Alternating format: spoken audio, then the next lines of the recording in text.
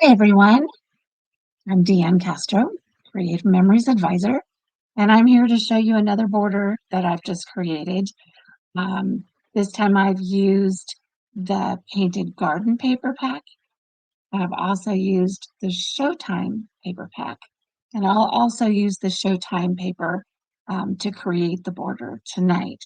So I just wanted to remind you, if you like this video, check out my other videos, YouTube on Let's Scrapbook with Deanne.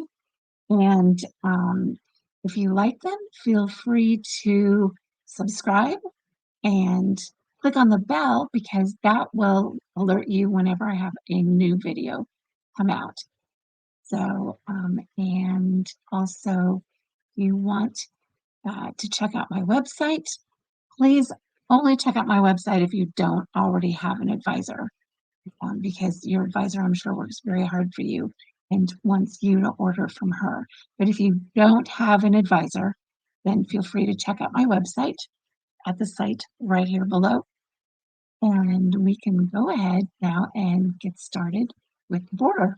So this is the basic border that I'm going to build on tonight. But this was using the Showtime paper pack and our brand new music staff and notes decorative border punch. I was so excited to see this. I grew up, I played the piano, I played the guitar, and so music has always been a really big part of my life. So I couldn't wait to try out this punch tonight to show you guys how to use it. So I also used the Painted Garden paper pack. And as we get into it tonight, I'll show you that there's 5 different colors behind the sections here on this border that I printed. And then I also used a sticker that I put up on foam squares to create this border. So this one is a little more elaborate than the basic border, but I wanted you to see just how pretty this is just as a basic border. Okay, so we'll go ahead and get started. I'll move these out of the way. The first thing you want to do is you want to choose a either light color to cut the border out with. And then the colors you'll put behind it are being darker so that they'll show through. Or you can use a dark color and then do light colors behind it. But this is our basic border punch. And it has these 2 black marks here on the front that will tell you where to put your paper in, depending on if you're going to pull the paper through to the right. You'll start at this line. If you're going to put your paper in and move it to the left, you'll start at this line. Okay, so I usually will pull to the left. So I'm going to put the paper in right at that left mark. Make sure that it's pushed all the way to the back and go punch. Okay, now then on these borders, you have these blue marks. You're going to want to cover up all of the blue with the pattern that you've already punched. And then also make sure that you've still got this pushed up against the back. So I'll lift this up so you can see. I've covered all of that blue with the actual pattern that I've just punched. See how that works? Okay, so that way you know that you've got it exactly set right. And if you've got it pushed against the back, then you can punch again. And then continue to gently move it through, because sometimes it can get stuck in there if you aren't careful. And just continue punching all the way across. So you'll have the full 12-inch border. I'm using actually the gold shimmer paper. It came out a while back and it was part of a paper buffet, and I still had some left. But you can use just about any light color. You can use the canary, because that's what I used on sort of a canary color that I used on this one. But this was a designer paper that had like sunshine in the back, but it was a light yellow, so it'd be similar to the canary. So there's that. So I have this border that I've got punched. Okay. and then we're going to build from there. So I'm going to move this and stuff out of the way, put it in the trash, move the punch out of the way. Now what I want to do is I want to put 5 different colors of paper behind this to bring this out. So the distance between here is 2 3/8 inches wide and 1 1/8 inch tall to fit behind here. Okay, so I've already got several colors already punched out. These are all 2 3/8 inch wide, and I've got 5 different colors here. So I'm going to put it on my trimmer, and I'm just going to stack them and cut them all the same time. So like I said, I already punched them. These are 2 3/8 inches, and the markings are, I just froze a little bit. So there's 1/8, which is 2 marks over. Let's see if I can get this up here. 1/8, 2/8 would be a quarter, and then 3/8 is the next 2 marks over. And so that's where I cut all of these pieces. Okay, so I'm going to stack them, and I'm going to cut all 5 colors at 1 1/8 inch. Okay, so the eighth is halfway to the quarter mark. So I'm going to put them all in here and cut them all through. And so I've got all the 5 colors that I need to put behind this border. Okay. So I'm going to turn this over, and I'm going to use my repositionable tape. Put a little bit on the back. And I'm going to take the first color. Let's see, what order do I want these in?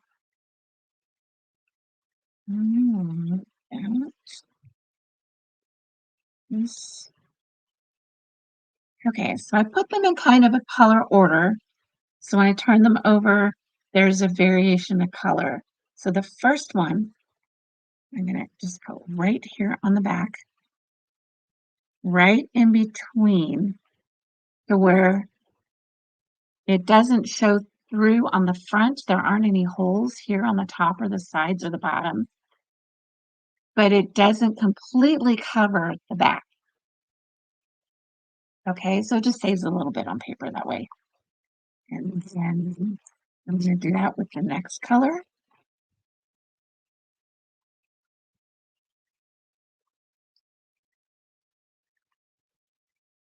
Okay, I'm going to do that with all 5 different colors here.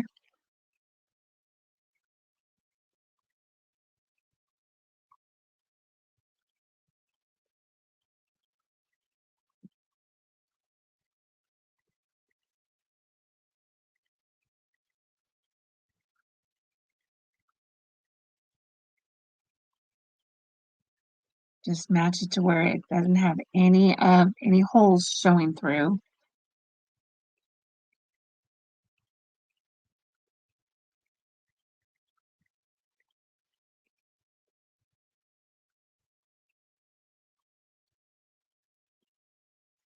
Okay, so all 5 colors are now on there.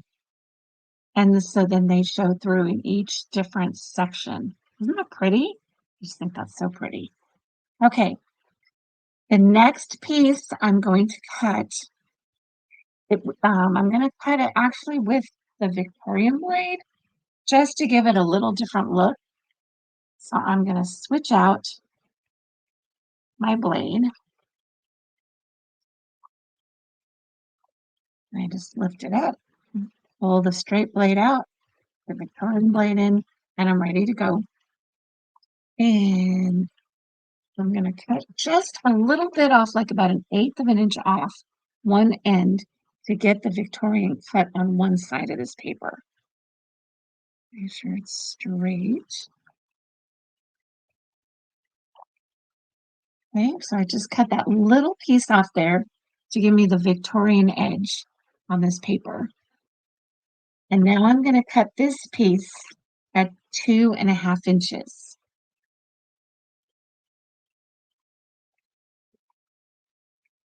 Okay.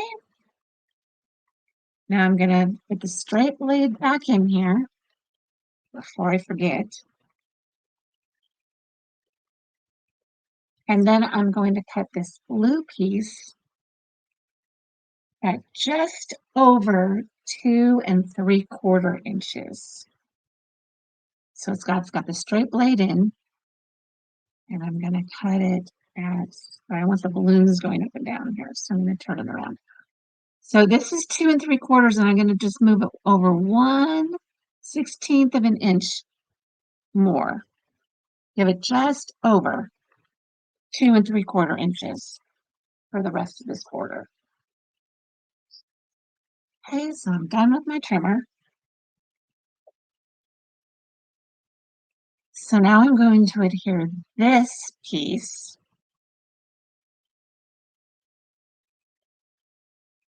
kind of at the top. Just leave like 1/8 of an inch or so to leave this much on the bottom to add that sticker. Okay, so now I'm going to just use the regular adhesive. I just use the repositionable when I've got lots of little pieces. And then I usually just use the regular tape runner for the rest of the border. Okay, so I'm just going to put it down about that far from the top. And then I'm going to adhere it down onto this larger piece. Okay.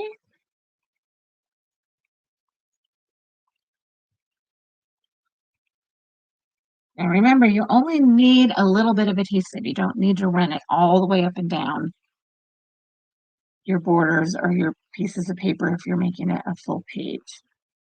A little bit goes a long way, and it is permanent. It will stay on there.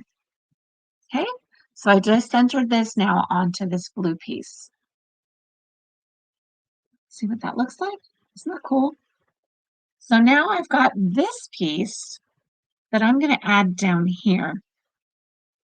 And I'm going to, this is actually a sticker in the sticker pack for the Showtime, but I happened to purchase and download the digital program for the Showtime, so I was able to make multiples of these on my Cricut. Because I'm going to make several of these borders and sell them to my customers. So I'm going to pop it up just a little bit with some foam squares. I've got some various sizes here, so I'm going to cut these up.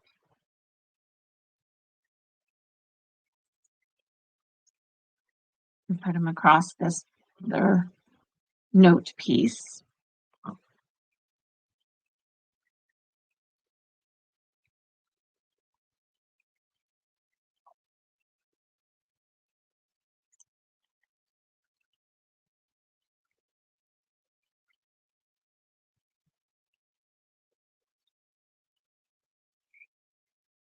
This one and cut it.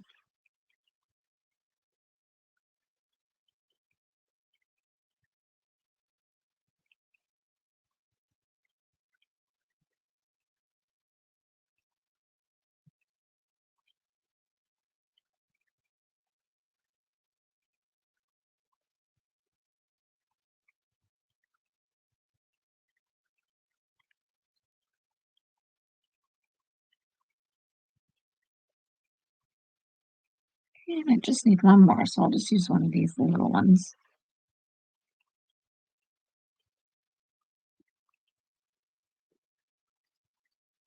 Okay, pull the backing off of all of these.